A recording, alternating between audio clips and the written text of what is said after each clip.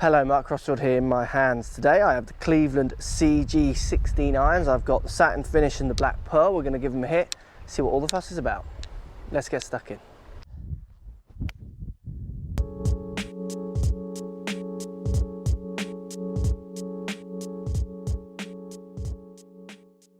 So Cleveland CG16 irons. I've got two finishes on these irons. We've got the satin finish and we've also got the black pearl, they're calling it, finish, so the lighter and the darker finish.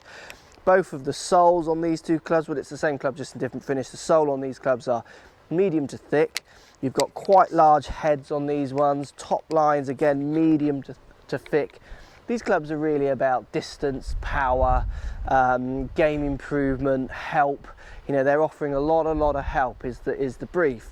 They both feature this kind of zip groove that Cleveland like to put on their irons, which does promote maybe a little bit more spin. So look, let's give them a hit and see what they're like. So I'm going to hit the, I'm actually going to hit the black pearl, sorry, just purely because the shaft is a bit more matched to what I'm into.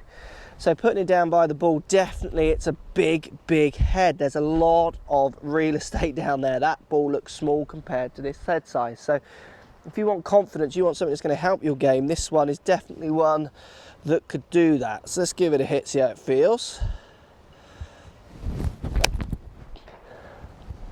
So off the face, it feels everything I'd expect it to feel. Quite big sounding, very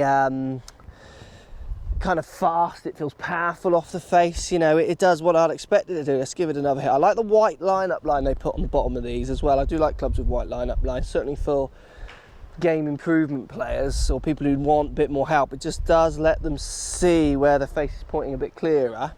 Let's give it another hit. I just can't get over the size of that face. It's huge. I mean, it goes up in the air.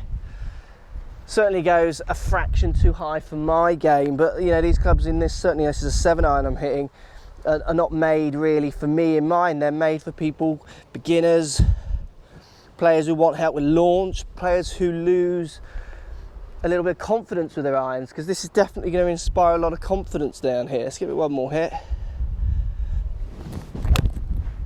I mean, it just does go way up in the air, which, like I say, for lots of people is going to be a good thing. So look, one little thing with these clubs which I think is funny, I mean, the zip grooves definitely do spin the ball a little bit more, which people might think is a good thing, getting to get some control down by the greens. That comes off like a rocket. It really does shoot off the face. But here's the big thing. So the zip groove's good, large head great, thick medium sole to the thick top edge good. Love the white line-up lines. This is the one. I've got my MP64 Mizuno 6-iron here. This is the Cleveland 7-iron. This 7-iron is the standard, it's just the standard 7-iron. It's from a fitting batch of clubs, if you like. These clubs are the same length. So the 7-iron is the same length as my 6-iron. This has 31 degrees of loft on it, this 7-iron. My 6-iron has 30 degrees of loft on it. So for all intents and purposes, this Cleveland 7-iron is the same as my Mizuno 6-iron. So what club am I actually hitting? I mean, it says 7 on the bottom, but it's not a 7-iron in its design. It's a 6-iron with 7 printed on the bottom. Now, some of you might think that there is the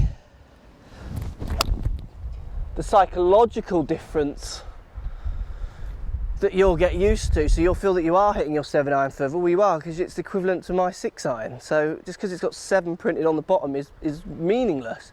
Apart from up here, psychologically, it might make you feel like you're a lot better, like you are hitting the ball further. Well, you will be hitting the ball further, but you're actually hitting it with the equivalent 6-iron maybe in your old set. So there's something to think about. What is the definition of a 7-iron? For me, it's the loft on the face, and the length of the club needs to be around a certain area for me. I mean, all they're doing is cranking it up, and that's the other thing that makes me lead on to think, if technology is everything in these clubs, if technology is so important, which people often say, then why do they need to crank the loft, and why do they need to make it longer in length? If the technology in the head is so great and advanced, why do they need to pull these cheaper little tricks by lengthening it and de-lofting it. There's a question for you. Post comments down below. Love to hear what you got to say. Look, don't get me wrong, I do like CG16. It's a good iron. Finish wise, you go for the satin finish, you go for the black pearl. It's personal preference which one you like the look of. Performance wise, you're going to perform very similar. They are good looking clubs and they're very user friendly, and that psychological thing of hitting that 7-iron further, regardless that it's actually pimped up to be the same as most people's 6-irons, it's still a 7-iron that you're pulling out of your bag. Your 7-iron is still your favourite club, for instance.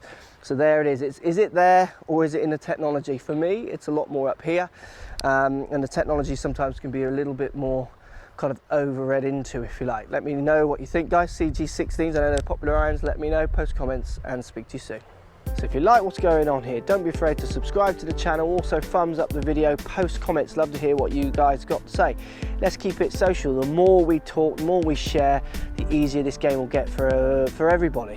So if you want to find me on Facebook here, you can find me on Facebook.